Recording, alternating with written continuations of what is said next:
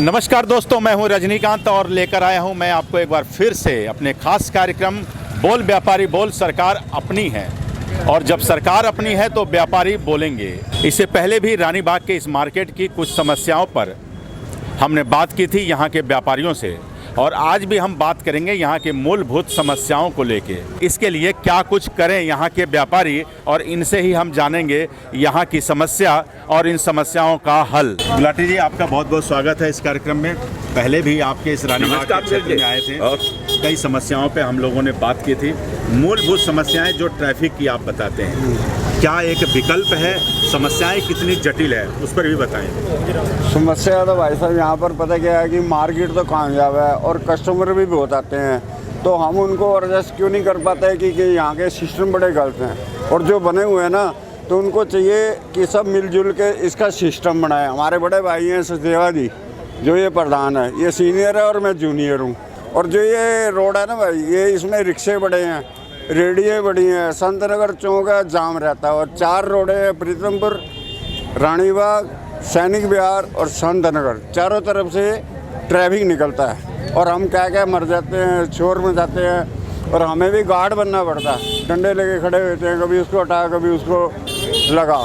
तो हमारे कहने के बाद भी अगर थोड़ी देर के लिए हुआ तो वो क्या हुआ, अभी ये देखो पीछे अमरूद की रेडी आ गई है। जैसे फुटपाथ की बात हो रही थी ना, तो चलो हमारी रानी बाग मेन मार्केट में जो भी हैं सारे एसोसिएशन और बैठ के कि ये भी सोच रहे थे कि चलो ये फुटपाथ लगता है तो कोई बात नहीं, और थोड़ा बहुत एडजस्ट कर लेते हैं। वो क्या करते हैं, तारों पे, बिजली के खंभों पे और नीचे सामान लगा लेते हैं। और फुटपाथ पे सामान लगाएंगे, आगे स्कूटर लगा लेंगे।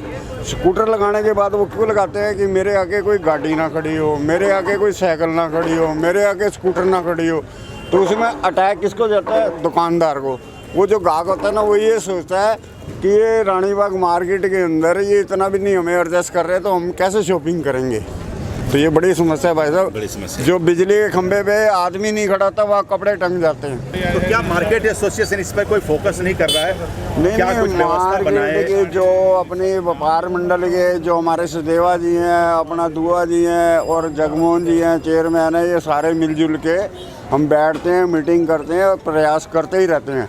प्रयास करते करते हमारी ज़िंदगी ख़त्म हो गई, लेकिन ये काम का हल नहीं हो रहा। और अब हम बात करेंगे यहाँ पर शौचालय के लिए। शौचालय भी यहाँ के लिए एक बड़ी समस्या है, और उस पर हम बात करेंगे। यहाँ के जो अध्यक्ष हैं मार्केट एसोसिएशन के, और सभी पदाधिकारी भी हमारे साथ में हैं, कुछ दुकानदार भाई भी हमारे साथ में हैं, इनसे भी हम जानेंगे। जी, अभी जैसे मैंने अंदर भी आपसे बात की, मैं रमेश सचदेवा आपसे बात कर रहा हूँ, रूबरू आपसे बात हो रही है। मेरे कस्टमर की सबसे बड़ी प्रॉब्लम है शौचालय। शौचालय ना जेंट्स का एक सही शौचालय है, लेडीज़ का तो है ही नहीं। अगर मेरी बहनें जब मार्केट के अंदर आती हैं, अगर उनको शौचालय की सुविधा नहीं होगी, वो मेरी किसी दुकान के अंदर, अभी देखिए किसी दुकान के अंदर कोई कस्टमर नहीं है। उसका रीज़न क्या है? अगर ये 2 करोड़ की दुकान लेके बैठा या 5 करोड़ की दुकान लेके बैठा, वो जीरो है। अगर लेडीज़ आती है तो ये बाहर जो हम लोग पटरी पे थोड़ा सा सामान लगा लेते हैं, वह वहीं तक सीमित रह जाता है। हम एक दफ़ा नहीं, हम इन अधिकारियों को, हमारी वंदना जेटली जी को, जेटली साहब जी को हाथ जोड़ के रिक्वेस्ट कर चुके हैं कि हमें लेडीज़ टॉयलेट की सुविधा ज़रूर दिलवाइए। ट्रैफिक की ज़रूर प्रॉब्लम सॉल्व होनी चाहिए। अगर पुलिस वाला, एक सिपाही वर्दी वाला आ जाएगा, सब ये ठीक हो जाएंगे। हमारे कहने से कुछ नहीं होगा। हम अगर इनको कुछ बोलेंगे, हम अगेंस्ट ही हैं, हम इनके फेवर में नहीं हैं। देश में पूरा शौचालय बनाने की बात आई थी देश के प्रधानमंत्री की तरफ से।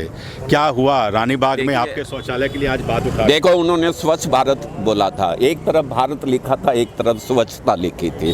जब हम इधर देखते हैं तो स्वच्छता को भूल जाते हैं, स्वच्छता देखते हैं तो भारत को भूल जाते हैं। ये दोगलापन नहीं होना चाहिए। स्वच्छता है तो स्वच्छता होनी चाहिए। हमारे साथ के यहाँ के एसोसिएशन के पदाधिकारी भी हैं, और इनसे भी जानेंगे कि जो बात शौचालय की जा रही है, ट्रैफिक की जा रही है, और यहाँ के दुकानदारों के पास आने वाले जो ग्राहक हैं उनकी भी सुविधा की बात करेगी। महिलाएं आती है बाजार के अंदर में, उन्हें स्वच्छ वातावरण भी चाहिए, साफ सुथरा भी चाहिए और शौचालय भी चाहिए। तो क्या कुछ होना चाहिए बाजार में? रानी बाग हमारा बहुत फेमस बाजार है, मगर यहाँ पर हमारे जो दुकानदार है वो कंट्रीब्यूट नहीं करते। जैसे कि बाज़ार में पटरियाँ हो गई, सड़कों पे सामान लगा रखा है। इसके लिए हमने कई बार अपने SHO साहब को, शशि जेटली जो हमारे निगम पार्षद हैं, उनसे भी कई बार हमने रिक्वेस्ट करी कि आप इनको मत लगवाओ, जिससे हमारे दुकानदारों का काफ़ी नुकसान होता है इन पटरियों से। लेकिन इस बारे में कभी किसी ने गौर नहीं किया। काफ़ी नुकसान होता है हमारा इन बाज़ार में। बाज़ार में ग्राहक आता है लेकिन पटरियों पर ही सामान लेकर निकल जाता है, मगर दुकानदारों का ग्राहक नहीं अटेंड कर पाता। हमारी हर एक से यही रिक्वेस्ट है कि बाज़ार में जो पटरियाँ लग रही हैं, जिस वजह से ट्रैफिक का काफ़ी बहुत यहाँ पर डाइवर्ट करना बड़ा मुश्किल हो जाता है, इसलिए हम सबसे यही रिक्वेस्ट है कि आप इन सबको पटरियाँ हटाइए, जिनसे हमारा बाज़ार का और अच्छा वातावरण बने, जिससे और अच्छे ग्राहक अंदर बाज़ार में आएँ। मैं जतिन जी और बबली जी की बात से बिल्कुल सहमत हूँ। जब ये पटरियाँ हटेंगी, जैसे अब वो खड़े हैं इधर, आप देख सकते हैं स्कूटर पे भी सामान लगा है, हर चीज़ है।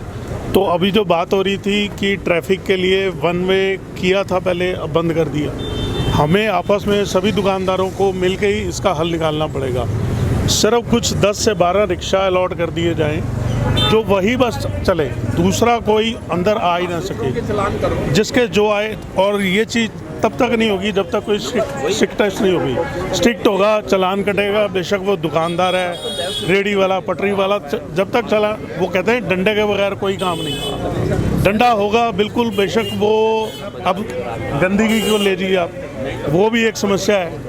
अगर हम जाते हैं, हमें ये चीज़ नहीं पता कि उसके पास जाओ कारपोरेशन, वो कह रही दिल्ली सरकार का काम है, दिल्ली सरकार कह जी MCD का काम है। पहले तो ये चीज़ें ही क्लियर नहीं है। जब इलेक्शन आते हैं तो MCD वाले वो डस्टबिन देते हैं। अब डस्टबिन देख लो पूरी मार्केट में कहीं नहीं, हर एक गली पे 2 डस्टबिन लगा दिए जो हाँ जी इसमें लिक्विड डालना है, इसमें वो डालना है, वो भी ज़रूरी है।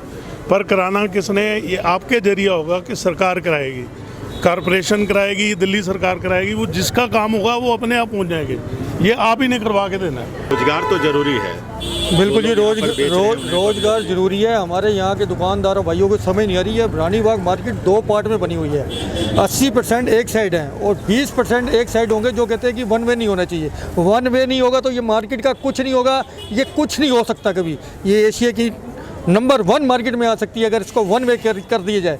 लेकिन यहाँ की सियासत समझ नहीं आ रही। वहाँ वाले कहते नहीं, क्यों जब कार यहाँ से निकलेगी इस रोड से, वहाँ से आएगी, इस रोड से आर पार आएगी, हर दुकानदार के पास कार गई, कस्टमर को मौका है, जिसने वहाँ जाना है।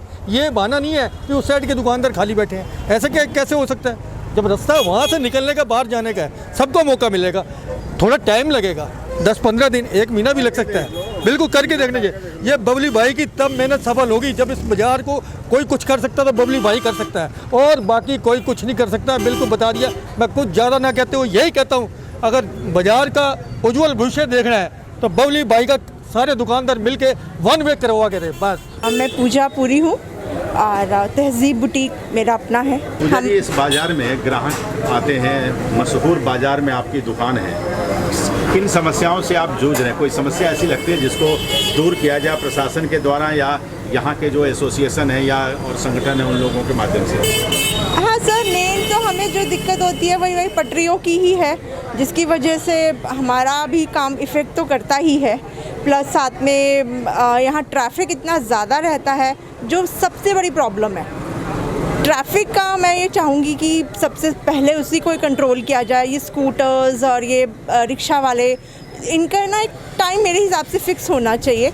मेन टाइम पर लाइक जैसे दोपहर से लेके रात के 7-8 बजे तक मेरे ख्याल से इनकी एंट्री बैन कर देनी चाहिए, जिसकी वजह से बहुत ज़्यादा प्रॉब्लम होती है।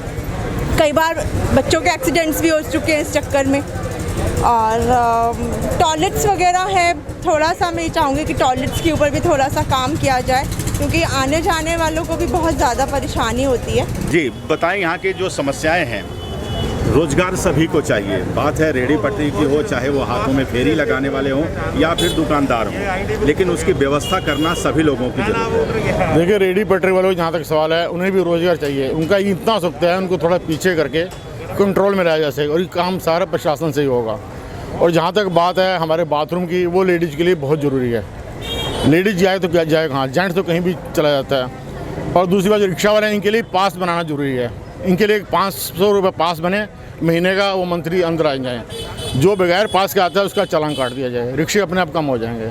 रिक्शा वालों की वजह से ही ट्रैफिक में परेशानी आ रही है, सारा जाम लगा रहता है। वन वे और यहाँ पर एक स्वच्छ शौचालय, तो मांगे हैं जो कि यहाँ के प्रशासनिक जो भी विभाग कार्य कर रहे हैं, चाहे वो नगर निगम हो या फिर दिल्ली सरकार, दोनों को यहाँ के इन समस्याओं को ध्यान में रखना होगा। समस्याएं छोटी है लेकिन जटिल है, जिसका हल है, किंतु इसका समाधान लोग करना नहीं चाहते या करने के लिए तैयार नहीं हो रहे हैं। लेकिन हमारा यह मुहिम बोल व्यापारी बोल इसी प्रकार चलता रहेगा। कैमरा पर्सन यश सारस्वत के साथ रजनीकांत तिवारी, नेशनल थॉट्स, दिल्ली के लिए।